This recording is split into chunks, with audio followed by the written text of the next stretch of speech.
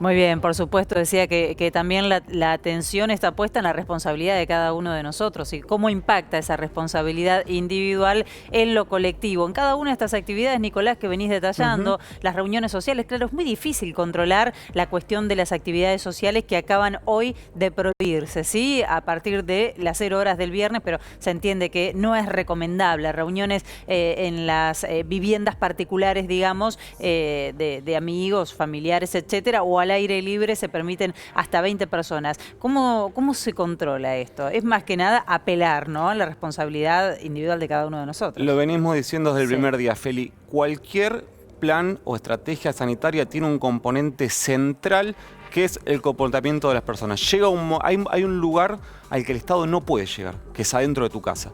Entonces, por eso decíamos que la obsesión era esto era lo que más resistía la ciudad de Buenos Aires y lo que más resistía Juntos por el Cambio. Cuando vos ves el documento que emiten en el día de ayer, habla de, utilizan la palabra libertad Sí. en términos políticos, que no se atente contra la libertad. De hecho, hay una curiosidad, si vos la ves en términos retóricos, y es que fíjate que cuando hubo medidas muy fuertes al principio de la cuarentena, Sí. hablamos de marzo, abril del año pasado, por eso se hablaba de cuarentena, por eso se hablaba de restricciones, pero no se hablaba de toque de queda. ¿Cuántas veces escuchaste toque de queda en las últimas horas, ahora que en la oposición Sí, claro. no está de acuerdo con Sí, esto? sí, insistentemente, pero la oposición o cierto sector de la oposición, me parece que esas contradicciones tenemos que seguir evidenciándolas. Ayer hablábamos, ¿no?, de algunos distritos que están complicados con los números, gobernados por Juntos por el Cambio, en donde efectivamente se están tomando decisiones, incluso desde antes que hablara el presidente. Y también en las provincias gobernadas por Juntos por el Cambio se están teniendo estos cuidados. Entonces hay como un doble discurso, ¿no? La campaña electoral por un lado,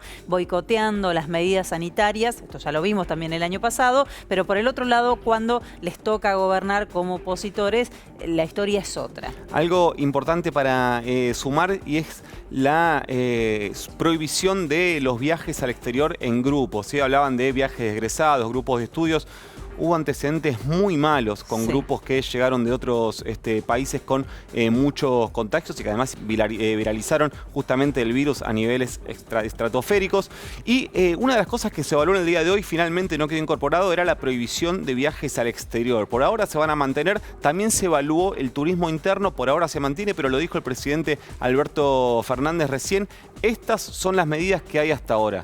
Si la situación se agrava, va a haber medidas todavía más duras. Me parece que eso pasa por alto en el discurso. Parece que esto es lo definitivo, pero deja abierta la posibilidad a medidas más duras en caso de que la situación se agrave. Bueno, se espera que principalmente en la zona metropolitana se empiecen a ver más controles en lo que es el transporte. Ya vamos a estar luego con un informe, ¿no?, principalmente en lo que tiene que ver con el tren. Pero está muy relajado todo lo que tiene que ver con los colectivos, con el subte. Nadie pide nada, cuando todavía están vigentes, digamos, determinadas restricciones y cada uno podría ir con su celular mostrando el permiso que tiene para circular o no. Hasta hoy, hasta esta tarde, en muchos de estos transportes públicos no se estaba pidiendo ningún requisito. Vamos a ver qué pasa mañana, ¿no?